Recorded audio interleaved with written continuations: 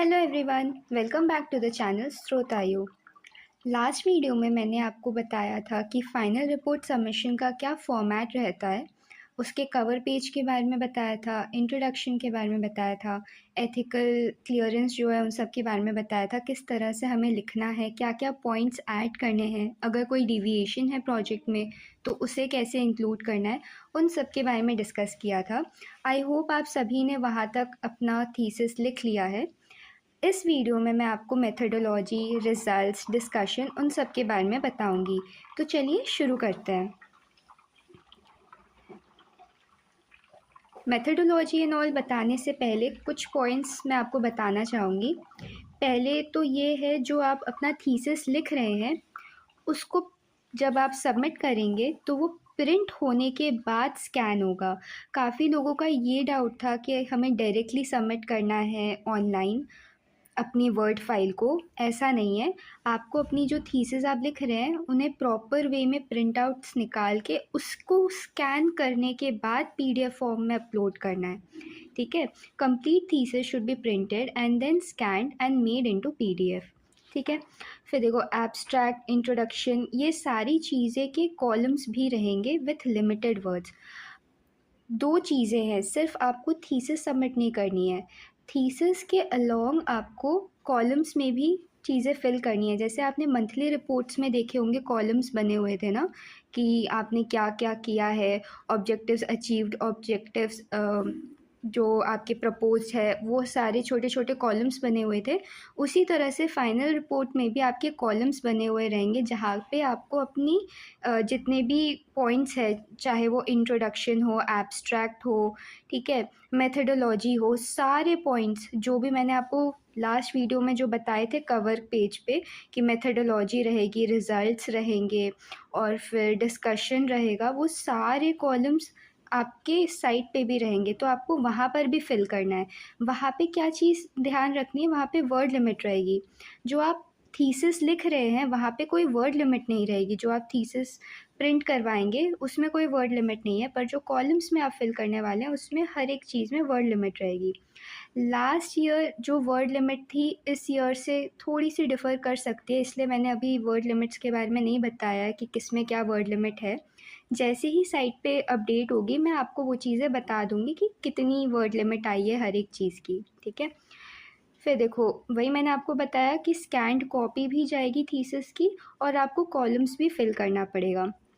मैंने आपको हर एक वीडियो में बताया था कि अपनी मंथली रिपोर्ट्स को सेफ रखें, क्योंकि मंथली रिपोर्ट्स की भी पीडीएफ अपलोड होगी फाइनल रिपोर्ट में।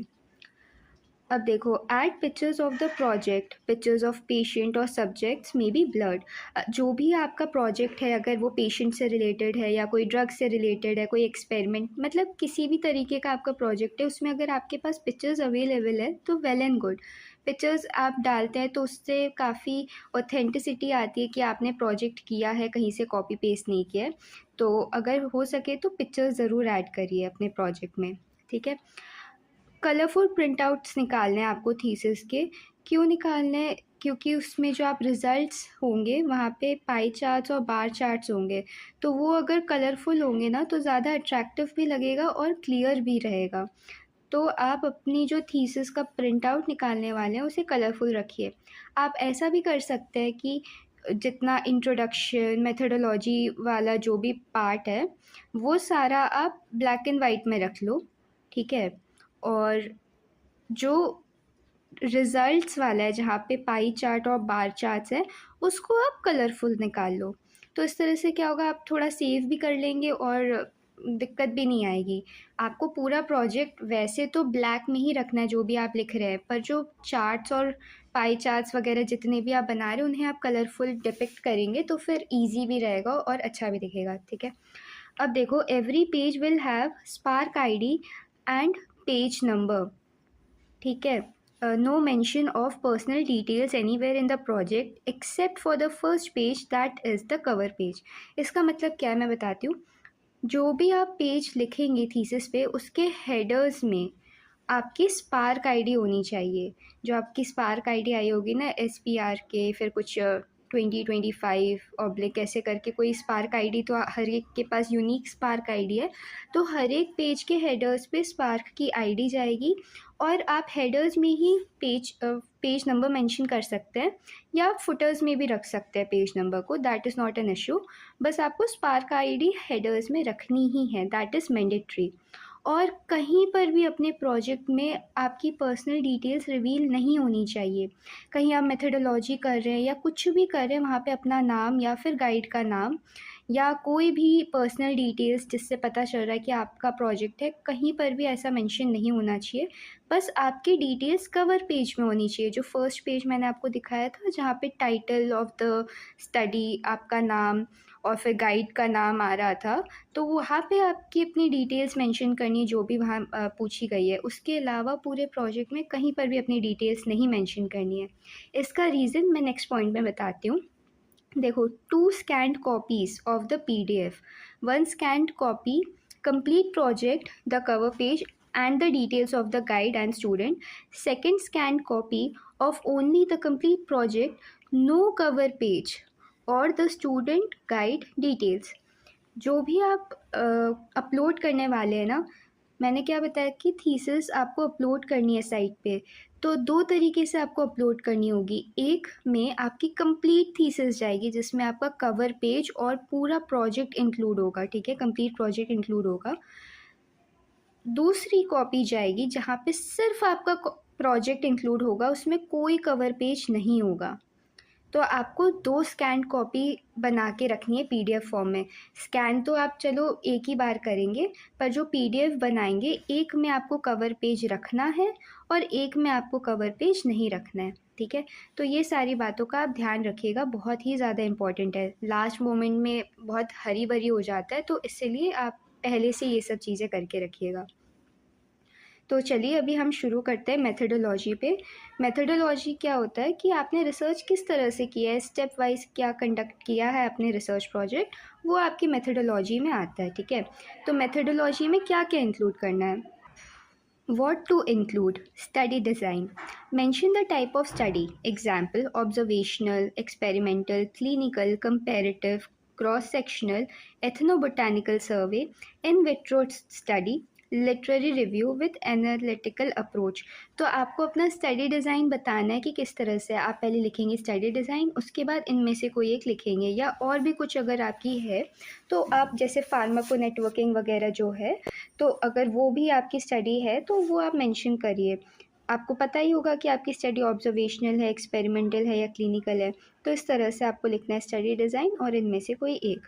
जैसे एग्जाम्पल क्या दिया है, the present study was designed as a prospective observational clinical study. तो आप ये वाला स्टेटमेंट लिख सकते हैं, उसके बाद जो ये वाला पार्ट है आप अपने अकॉर्डिंग लिखिए जो आपकी स्टडी है, ठीक है। फिर देखो, स्टडी एरिया या प्लेस ऑफ रिसर्च। इसका मतलब ये है कि जो स्टडी हुई है वो कहाँ पे हुई है, इंस्टीट्यूशन, लैब, हॉस्पिटल, तो कौन सी जगह पे हुई है वो आपको लिखना होगा। नाम मेंशन करना है इंस्टीट्यूशन का, लैब का, या जो भी हॉस्पिटल में आपकी रिसर्च कंडक्ट हुई है। फिर विलेज या फॉरेस्ट एरिया में जब आपकी स्टडी हो, जो एथनोबोटैनिकल स्टडी है, तो फिर वहाँ पे आपको एरिया मेंशन करना है, ठीक है। अगर आपके पास पिक्चर्स है ना, तो फिर वो जीपीएस टैग वाली जो पिक्चर्स आती है ना, वो वाली आप क्लिक करिएगा, उससे डेट और फिर मैप में जो लोकेशन है वो भी रहेगी, तो फिर बेटर ऑब्जर्वेटरी जो स्टडी है आपकी वो रहेगी कि ठीक है आपने पिक्चर्स भी अटैच की है, लोकेशन भी है, तो वो बेटर पिक्चर्स रहेंगी।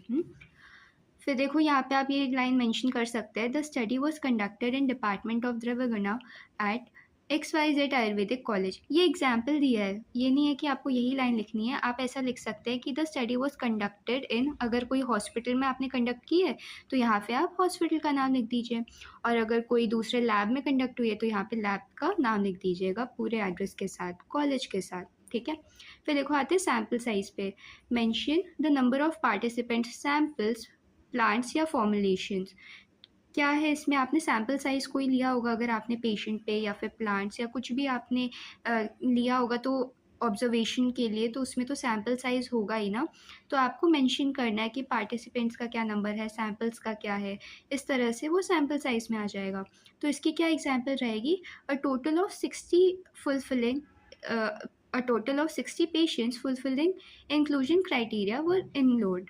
ये एग्जाम्पल है कि जो इंक्लूजन क्राइटेरिया है तो उसमें कितने लोग इनरोल्ड हुए, 60 patients. For survey data were collected from 25 traditional healers. ये दोनों एग्जाम्पल है। मानो अगर कोई सर्वे स्टडी है तो आप इस तरह से लिख सकते हैं, अगर आपने पेशेंट्स पे की है तो इस तरह से लिख सकते हैं, ठीक है। फिर देखो इंक्लूजन एंड एक्सक्लूजन क्राइटेरिया, ये मोस्टली लोग प्रपोजल में ऑलरेडी मेंशन कर ही देते हैं, पर अगर आपने नहीं किया है तो ड्यूरिंग द स्टडी आपने कोई इंक्लूजन और एक्सक्लूजन क्राइटेरिया बनाया होगा ना, तो उसी के बारे में यहाँ पे लिखा है कि आपको लिखना है कि आपने क्या इंक्लूजन और क्या एक्सक्लूजन क्राइटेरिया लिए है। जैसे कि इंक्लूजन क्राइटेरिया में आप ले सकते हैं कि age between 18 to 60 years, diagnosed with PCOD patient, willing patients. और एक्सक्लूसिव क्राइटेरिया में क्या आप लिख सकते हैं कि severe systemic disorders, pregnancy, immunocompromised patients. तो एक्सक्लूजन क्राइटेरिया मतलब कौन से पेशेंट्स को आपने नहीं लिया है, किस पे आपने स्टडी कंडक्ट नहीं करी है। तो जैसे कि जिनको बहुत सारे डिसऑर्डर्स है, कोई प्रेग्नेंट है, ठीक है, जिनकी इम्यूनिटी कम है, तो वैसे पेशेंट। उसके बाद हम चलते हैं मटेरियल्स यूज्ड पर। तो जो भी आपने रिसर्च स्टडी किया उसमें आपके क्या क्या मटेरियल्स यूज़ है उसके बारे में आपको यहाँ पे मेंशन करना है। अगर हर्ब्स या फॉर्मुलेशंस है उसके बारे में आपको लिखना है। केमिकल्स एंड रिएजेंट्स, इंस्ट्रूमेंट्स, ठीक है। आपने अगर लैब में वर्क किया है तो फिर केमिकल्स या इंस्ट्रूमेंट्स जो भी आपने यूज़ किए हैं उसके बारे में मेंशन करना है। और सॉफ्टवेयर टूल्स के बारे में मेंशन करना है। ये किस लिए इंपॉर्टेंट होते हैं, जो स्टैटिस्टिक्स आप लगाएंगे ना, तो उसमें आपने जितने भी टूल्स यूज़ किए हैं सॉफ्टवेयर वाले वो। और अगर आपकी स्टडी जो है नेटवर्क फार्माकोलॉजी पे है, तो नेटवर्क फार्माकोलॉजी के लिए जैसे कि आपको जो भी टूल्स यूज़ होते हैं ना, साइटोस्केप वगैरह जितने भी है, सॉफ्टवेयर टूल्स बोलते हैं उसे, तो वो आप यहाँ पे मेंशन करिए, ठीक है। जैसे कि कुछ कुछ एग्जांपल्स मैंने लिखे हैं सॉफ्टवेयर टूल्स के। ये जो भी मैंने यहाँ मेंशन किया ना, ये स्टैटिस्टिक्स के वाले के लिए ही है। बाकी मैंने नेटवर्क फार्माकोलॉजी के टूल्स यहाँ मेंशन नहीं किए।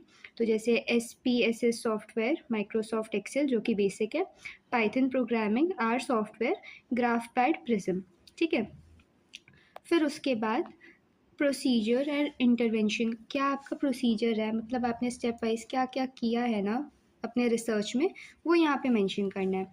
Explain step wise methodology, example screening of patients, baseline assessment, administration of medicine, follow up, data collection, statistics analysis. देखो मैंने जो यहाँ पे PPT बनाई है ना, बेसिकली मैंने कंसिडर किया है कि आपने पेशेंट लिए हैं, उस बेसिस पे मैंने इसे रखा है। आप अपना जो भी आपकी स्टडी है उस बेसिस पे आप अपना स्टेप्स लिखिएगा। इसे डिट्टो कॉपी मत करना कि ठीक है यहाँ पेशेंट लिखा है तो हम भी पेशेंट लिख दें, नहीं। आपने जिस तरह से अपनी स्टडी कंडक्ट की, अगर आपकी स्टडी प्लांट्स पे है तो फिर आप लिखिए स्क्रीनिंग ऑफ प्लांट्स, या फिर कुछ और पे है तो वो चीज़ें आप यहाँ पे लिख सकते हैं, ठीक है। जो भी आपने किया कि आपने पहले स्क्रीनिंग की, डेटा एनालिसिस किया, फिर उसके बाद आपने जो इंक्लूजन एक्सक्लूजन क्राइटेरिया भी जो आपने निकाली ना, कि आपने ऐसे सेग्रीगेट किए पेशेंट्स को, आपने रिजल्ट्स का वेट किया, तो वो सारी चीज़ें आपके प्रोसीजर में आ जाएंगी, ठीक है। फिर देखो एथिकल क्लियरेंस, ये मैंने पहले भी आपको बता दिया था कि एथिकल क्लियरेंस आपने ली है या नहीं पिछले वीडियो में। तो कहाँ से आपने एथिकल क्लियरेंस लिया वो आपको मेंशन करना है कि ethical clearance was obtained from this institution ethical committee, ठीक है। फिर उसके बाद जो अप्रूवल नंबर है उसके अलॉन्ग आपको मेंशन करना है कि ये आपकी एथिकल क्लियरेंस आपने इस इंस्टीट्यूशन से ली है, जहाँ पे आपने अपनी रिसर्च स्टडी कंडक्ट करी है, या जो लैब में आपने स्टडी कंडक्ट की है वहाँ की आपको एथिकल क्लियरेंस वाला सर्टिफिकेट ज़रूरत है। मतलब परमिशन मिल गई, आपने कंडक्ट कर लिया रिसर्च, ऐसा नहीं होना चाहिए। आपके पास प्रॉपर एक लेटर होना चाहिए जिसमें अप्रूवल नंबर लिखा हो एथिकल क्लियरेंस का, ठीक है। तो इंस्टीट्यूशनल एथिकल कमिटी की तरफ से जो एथिकल क्लियरेंस मिलती है वो आपको यहाँ पे मेंशन करना है। फिर देखो नेक्स्ट क्या आता है, डेटा कलेक्शन मेथड्स। जो डेटा कलेक्शन के मेथड्स है वो बहुत अलग अलग हो सकते हैं, जैसे क्वेश्चनर्स हो गए, केस शीट्स हो गए, interview, lab investigations, imaging, surveys. तो किस तरह से आपने डेटा कलेक्शन किया उसके ये सब मेथड्स लिखे हैं कि आपने क्वेश्चनर से किया। जैसे क्वेश्चनर्स आप पेशेंट पे भी अप्लाई कर सकते हैं, आपके पास क्वेश्चनर्स की शीट होगी, या तो फिर जो एथनोबोटानिकल स्टडी है उसमें भी आपके पास क्वेश्चनर्स है। फिर उसके बाद केस शीट्स तो पेशेंट के ऊपर हो गए। फिर इंटरव्यूज़ अगर आपने लिए जैसे एथनोबोटानिकल स्टडी में करे हो, ठीक है। फिर अगर लैब इन्वेस्टिगेशंस है, आपने अगर पेशेंट लिया है या फिर आपके कोई ड्रग के ऊपर आपने कुछ टेस्टिंग की है तो उसके लैबोरेटरी इन्वेस्टिगेशन, इमेजिंग हो गई, सर्वे हो गए, ठीक है। तो ये सारी चीज़ें आपके डेटा कलेक्शन के मेथड्स हो जाएंगे। फिर ये स्टैटिस्टिकल एनालिसिस जो कि सबसे इम्पॉर्टेंट आता है, इस पे आपका मेजर स्टडी डिपेंड करता है आपने कितने अच्छे से स्टैटिस्टिक्स अप्लाई किए और कितने अच्छे से रिजल्ट्स निकाले। वो इम्पॉर्टेंट है, बहुत ही ज़्यादा इम्पॉर्टेंट है, क्योंकि उसी से पता चलता है ना कि आपने क्या रिसर्च की, वो फ्रूटफुल है या नहीं है। जो रिसर्च है आपकी उसमें हमेशा पॉजिटिव रिस्पॉन्स आए उसकी कोई ज़रूरत नहीं है। हो सकता है आपने जो हाइपोथेसिस रखी है, कोई स्टेटमेंट रखा है, वो गलत हो। वो गलत प्रूफ भी अगर होती है ना तो वो भी एक रिसर्च है। आपको ज़बरदस्ती पॉजिटिव रिजल्ट्स लेकर आने की कोई नीड नहीं है। अगर नेगेटिव रिजल्ट्स आ रहे तो कोई बात नहीं, आप लिख सकते हैं कि हाँ आपने जो सोचा था वैसा नहीं है, ये उसका ऑपोजिट है। काफ़ी सारे नेगेटिव रिजल्ट्स होते हैं, तो उससे भी हमें जो आगे रिसर्चेस होने वाले हैं उनको क्लियरेंस मिलती है कि हाँ किसी ने इस तरह से परफॉर्म किया था बट वो सक्सेसफुल नहीं रहा। तो जो नहीं या नेगेटिव रिजल्ट्स होते हैं वो भी काफ़ी इम्पोर्टेंट होते हैं एक रिसर्च के लिए, ठीक है। तो यहाँ पे क्या है, this is where you mention software and statistical methods, statistical tools to mention and software used. आपको यहाँ पे क्या क्या करना है, पहले तो स्टैटिस्टिकल मेथड्स बताने हैं कि क्या क्या मेथड्स यूज़ किए हैं, टूल्स आपको मेंशन करने हैं और जो सॉफ्टवेयर आपने यूज़ किया है वो मेंशन करना है। जैसे कि आप लिख सकते हैं कि data obtained during the study were compiled and analysed using Microsoft Excel. Version लिख सकते हैं कि कौन सा है, IBM SPSS statistics version 26 and Python based statistical libraries. मैंने अपने स्टडी में एक्सेल और ये जो SPSS स्टैटिस्टिक्स है ना इसको यूज़ किया था। किस तरह से यूज़ किया था, पहले तो आपको डेटा एंट्री आनी चाहिए कि किस तरह से डेटा एंट्री करते हैं। पहले आपको एक्सेल शीट में डेटा की एंट्री करनी है, उसके बाद उसको आपको SPSS स्टैटिस्टिक्स में जो सॉफ्टवेयर है वहाँ पे आपको अपलोड करना है। डेटा एंट्री एक्सेल शीट्स में काफ़ी इंपॉर्टेंट रोल प्ले करते हैं, वो आप अच्छे से करेंगे डेटा एंट्री करेक्ट वे में तभी जाके वो आपके स्टैटिस्टिक्स में आपके रिज़ल्ट्स वो शो करेगा, वरना दिक्कत होती है। ये जो SPSS स्टैटिस्टिक्स है इसमें आपके जो रिज़ल्ट्स है वो भी बन जाते हैं। आप इसमें अपने पाई चार्ट्स हो गए, ठीक है, फिर उसके बाद बार चार्ट्स हो गए, जितने भी आपके चार्ट्स हैं वो सारी चीज़ें आप इसमें बना सकते हैं, ठीक है। फिर मैं आपको ये देखो क्या क्या simple tools you can mention, कौन कौन से टूल्स है। जैसे सॉफ्टवेयर एक्सेल हो जाएगा, तो उसमें आपने क्या यूज़ किया, क्यों यूज़ करना है आपको सॉफ्टवेयर एक्सेल, वो मैं बताती हूँ। डेटा एंट्री के लिए, बेसिक स्टैटिस्टिक्स के लिए, ग्राफ्स एंड चार्ट के लिए, परसेंटेज कैलकुलेशन के लिए। Microsoft Excel was used for tabulation, graphical representation and preliminary statistical analysis।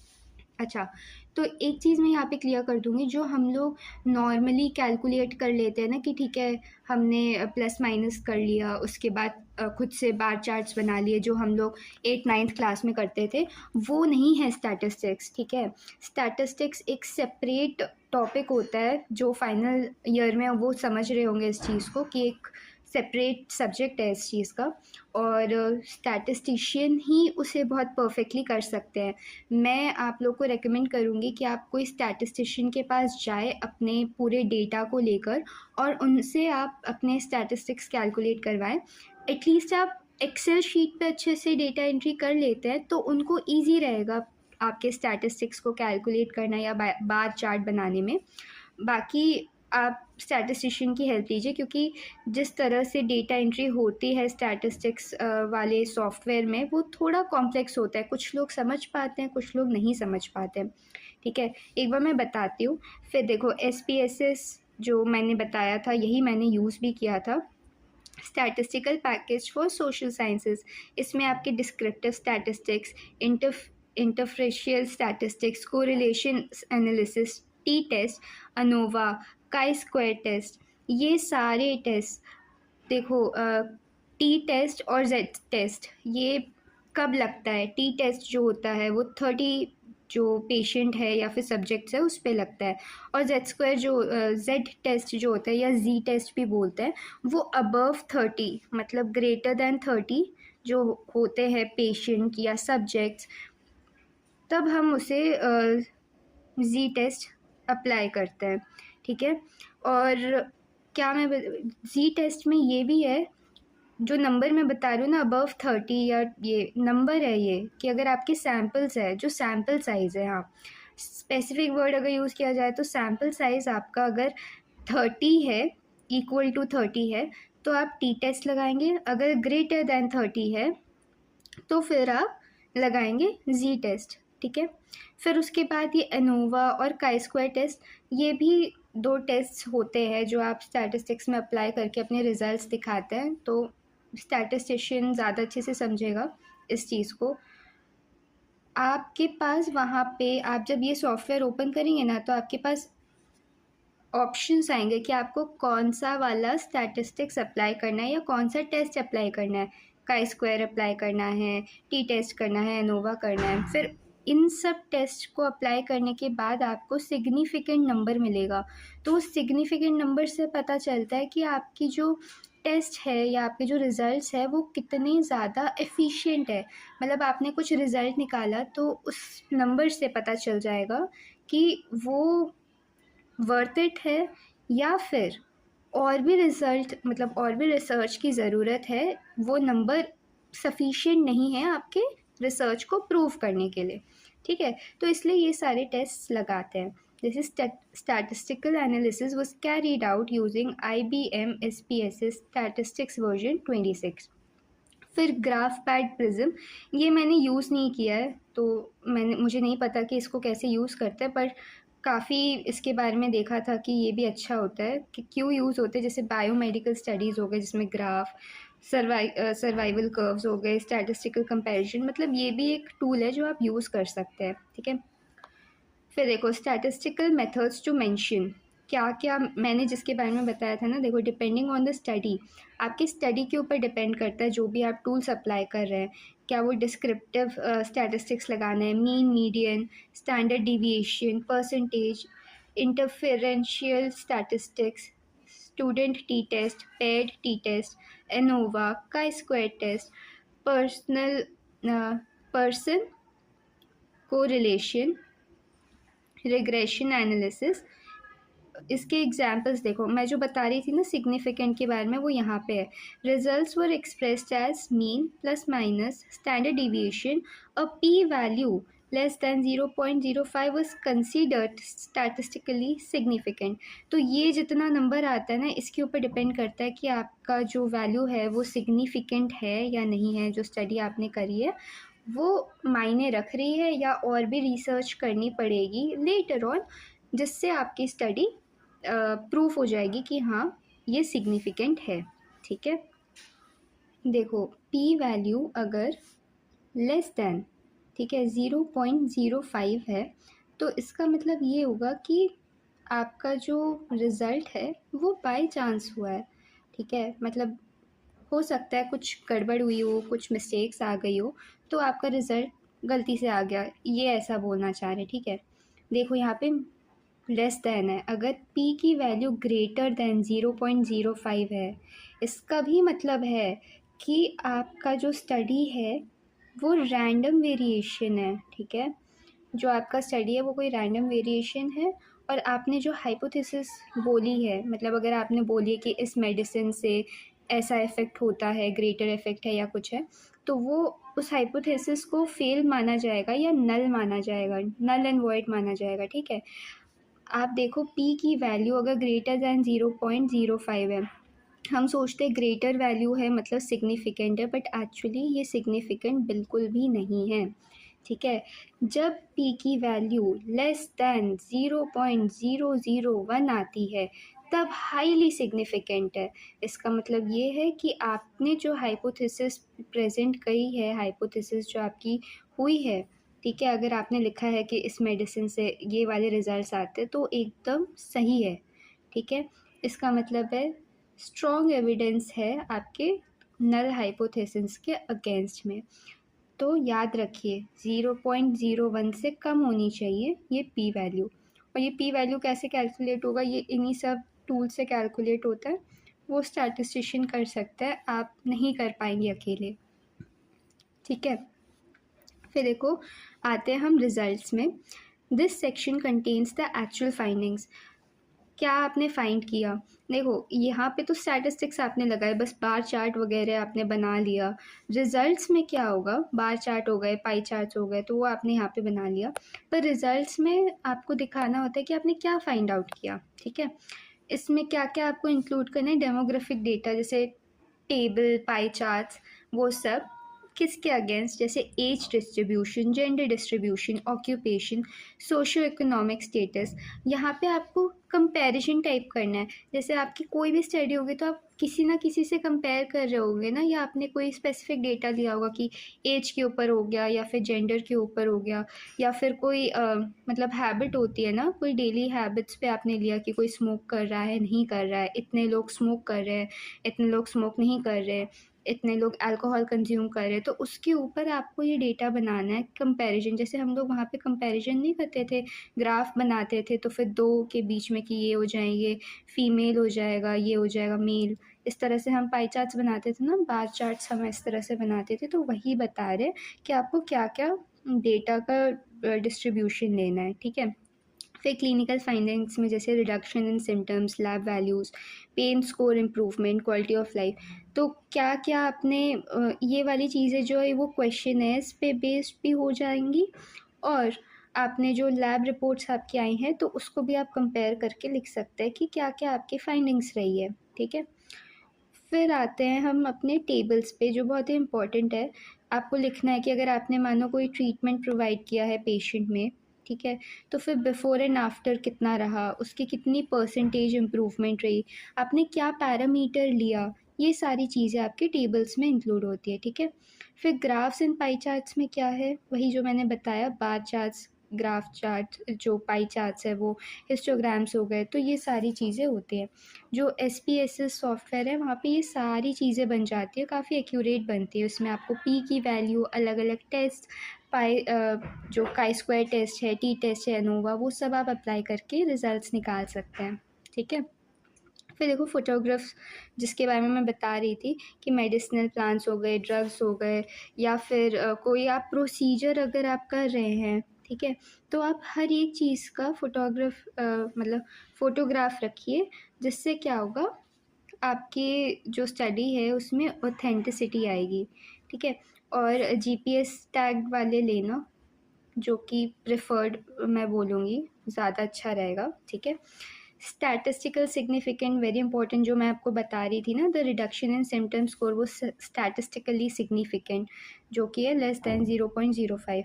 तो आपको ये वाली चीज़ ही बताएगी कि आपकी स्टडी जो है सिग्निफिकेंट रही है या नहीं रखी है।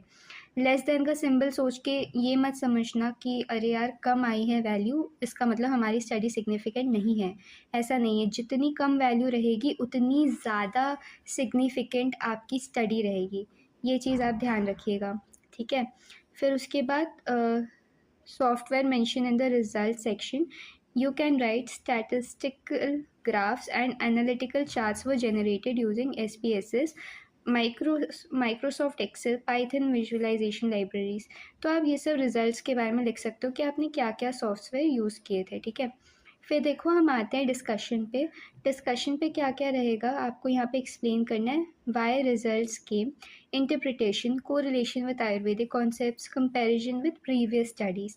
तो यहाँ पे क्या क्या देखो, इंटरप्रिटेशन ऑफ रिजल्ट्स में आप क्या लिखोगे, वाई इम्प्रूवमेंट अकर्ड। मानो आपने कोई डिज़ीज़ को ट्रीट किया है, तो आपको अपनी थीसिस बतानी है कि वहाँ पे इम्प्रूवमेंट क्यों देखा गया, क्या पॉसिबल मैकेनिज़्म हो सकती है। जैसे कि the observed reduction in inflammatory symptoms may be attributed to the ushna and tikshna properties of the formulation. ये मैंने एग्जांपल दिया है कि जो आपकी इम्प्रूवमेंट्स आई है वो क्यों आई हैं, उसके क्या प्रॉपर्टीज़ के कारण आए हैं, या उसकी क्या मैकेनिज़्म हो सकती है जिसके कारण ऐसा आपको रिज़ल्ट मिला है। ठीक है। इसको आपको फिर आयुर्वेदा के साथ कोरिलेट करना है कि जैसे दोष, धातु, अग्नि, स्रोत, संप्राप्ति, इन सबको आप कोरिलेट करके कैसे आयुर्वेदा के साथ कंपेयर कर सकते हो। और अगर मानो आपकी कोई जैसे फार्मा नेटवर्क जो है ना, नेटवर्क फार्माकोलॉजी वाली स्टडीज़ है, तो उसमें आप प्लांट्स को लेके देख सकते हो कि आयुर्वेदा में उन प्लांट्स के बारे में क्या बोला गया है। ठीक है। एथनो बोटानिकल स्टडीज़ के लिए भी आप बोल सकते हैं कि हमारे आचार्य ने उन प्लांट्स के बारे में क्या बताया है, या जिस तरह से व्यूज़ है, हमारे संहिता में क्या-क्या लिखा हुआ है, तो वो आप सारे पॉइंट्स यहाँ पे इंक्लूड कर सकते हैं। ठीक है। फिर कंपैरिजन विद प्रीवियस स्टडीज़, मतलब सिमिलर फाइंडिंग या फिर कॉन्ट्रास्टिंग फाइंडिंग्स। जो आपने स्टडी करी है वो सिमिलर है, आपको भी जो रिजल्ट्स मिले हैं वो सिमिलर रिजल्ट्स मिले हैं, या फिर कॉन्ट्राडिक्टरी है, मतलब आपके रिजल्ट्स जो है वो ऑपोजिट आ रहे हैं प्रीवियस स्टडीज़ के। तो वो चीज़ आपको यहाँ पे लिखनी है कि आपने तो प्रीवियस स्टडीज़ पढ़ी होंगी ना, कि आपने जहाँ से आइडिया लिया है, या आप जो एक्सपेरिमेंट या जो भी रिसर्च प्रोजेक्ट कर रहे हैं वो प्रीवियसली कुछ सिमिलर करा है कहीं पे, तो आप उस चीज़ को लिख सकते हैं कि सिमिलर फाइंडिंग्स है या फिर कॉन्ट्रास्टिंग है। अगर प्रीवियसली कभी भी वो स्टडी कहीं पर भी नहीं है तो आप इस चीज़ को छोड़ सकते हैं।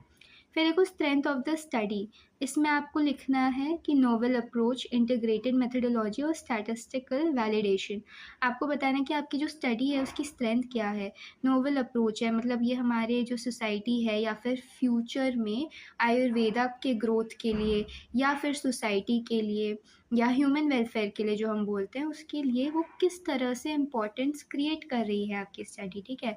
आपकी जो मेथडोलॉजी है वो किस तरह से आपने मेथडोलॉजी यूज़ की है, इंटीग्रेटेड मेथडोलॉजी जो बोल रहे हैं उसके बारे में। ठीक है।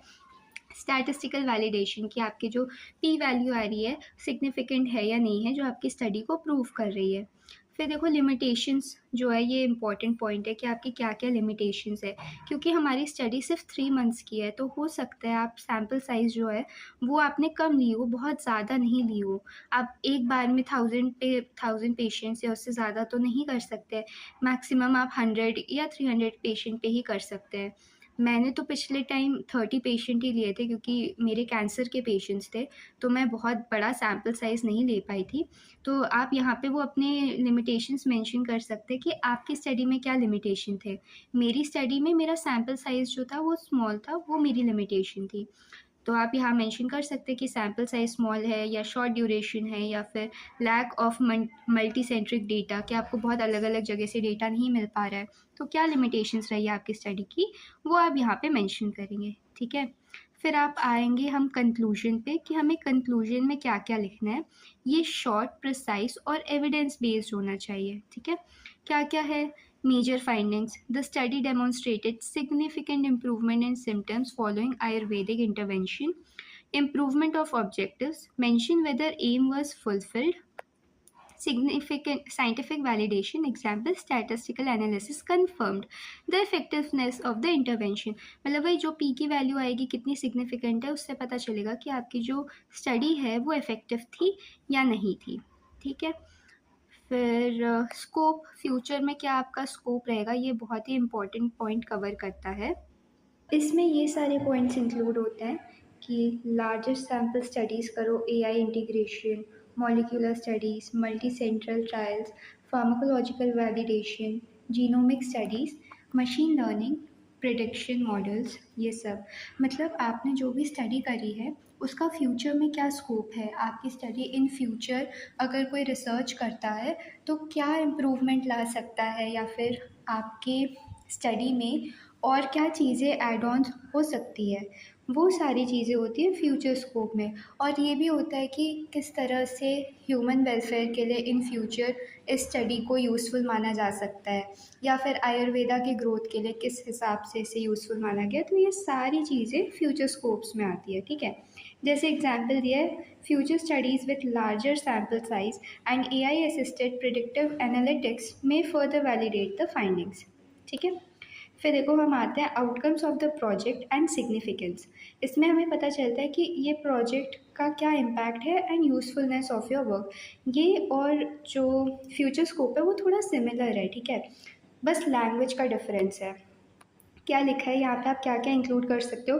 एकेडमिक आउटकम्स हो गए, फिर publications, posters, conference presentations, database creation, clinical significance, better treatment strategy, early diagnosis, cost effective management, Ayurvedic significance, validation of classical concepts, revival of traditional knowledge and standardisation of formulation. ये सारी चीज़ें मतलब मैंने example दिए हैं कि आप क्या क्या अपने आउटकम्स में आज इंक्लूड कर सकते हैं, कि जैसे बेटर ट्रीटमेंट आपकी स्ट्रैटेजी निकली, अगर आपने कोई दो ड्रग्स का कंपैरिजन किया तो उससे पता चल जाएगा, या क्लिनिकल सिग्निफिकेंस क्या रही है आपके स्टडी की, ठीक है।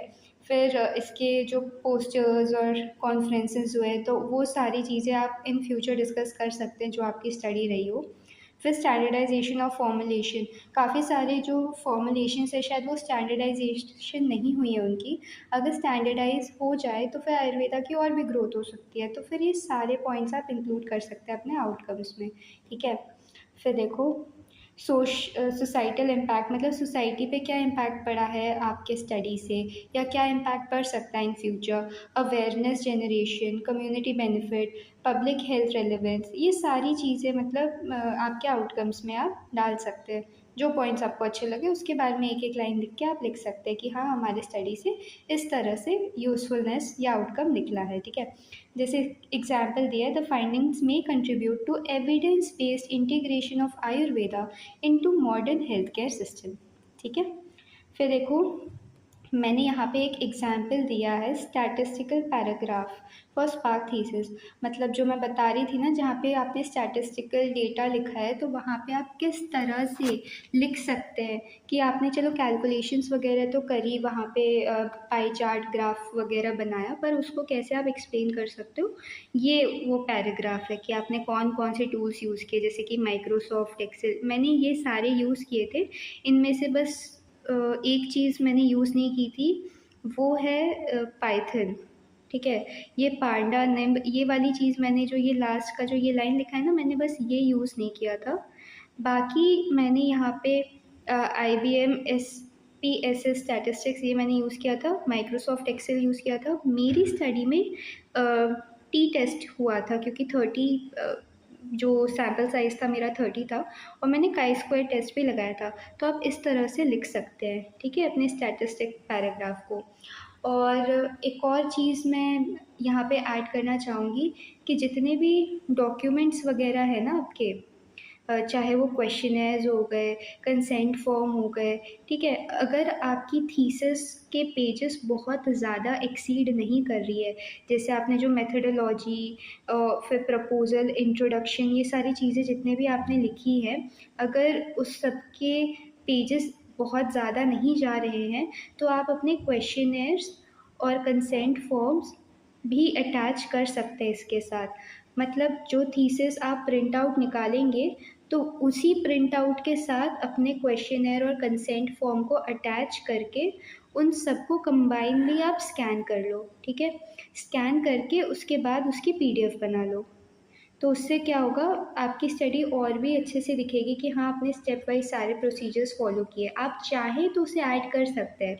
ऐसा है जितना ज़्यादा आप डेटा प्रोवाइड करेंगे, जितने क्वेश्चनर्स फॉर्म्स वगैरह आप दिखाएंगे, उससे पता चलेगा कि आपकी जो रिसर्च है उसमें कितनी ट्रांसपेरेंसी रही है, ठीक है।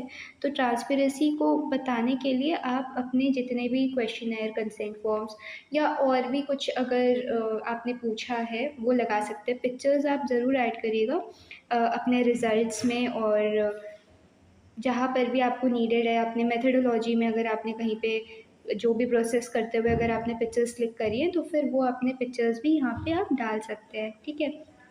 बाकी और आपको कोई भी डाउट हो तो मुझे पूछिएगा, आप मुझे डीएम कर सकते हैं, इंस्टाग्राम पे डीएम कर सकते हैं या आप मेल भी कर सकते हैं। कैसा भी कुछ भी रिलेटेड डाउट हो आप मुझसे पूछिए, क्योंकि जब मेरा भी सिलेक्शन हुआ था तो मेरे कॉलेज से सिर्फ मेरा हुआ था और कभी किसी का नहीं हुआ था। तो I know how it feels, कितना डिफ़िकल्ट होता है जब कोई नहीं होता है गाइड करने के लिए। आपको किसी भी टाइप का क्वेश्चन है, कोई भी डाउट है, आप कभी भी मुझे मैसेज कर दीजिए, मैं ज़रूर रिप्लाई करूँगी। So that's all for today. Thank you for watching. Bye bye.